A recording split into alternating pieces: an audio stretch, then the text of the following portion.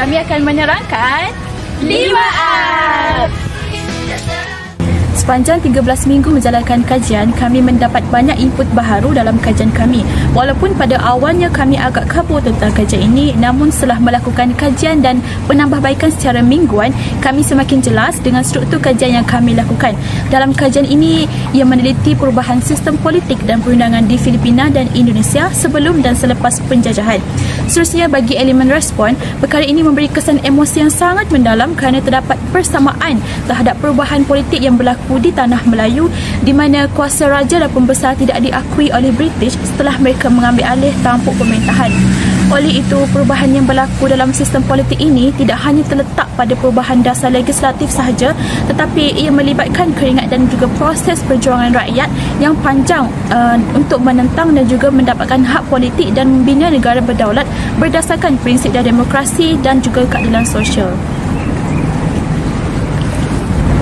Seterusnya adalah relating, iaitu mengaitkan. Di sekolah awam Malaysia, amalan PBL masih belum meluas dan kebanyakannya pembelajaran masih berpusatkan guru.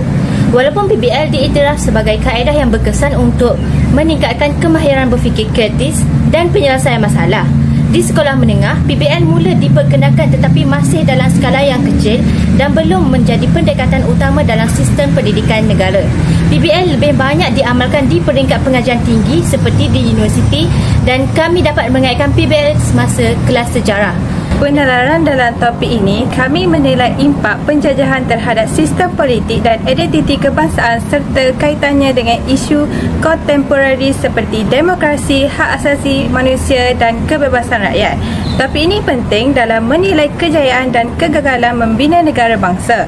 Selepas kemerdekaan, kedua-dua negara melalui cabaran seperti pemberontakan dan reformasi politik kesan langsung daripada penjajahan. Topik ini membantu kepala kami dalam memahami dunia dengan lebih baik kerana topik ini memberi kefahaman tentang penjajahan bukan hanya merampas tanah tetapi juga membentuk budaya politik dan struktur sosial. Selain itu, dapat meningkatkan kesedaran kepala kami tentang kepentingan sejarah dalam politik masa kini.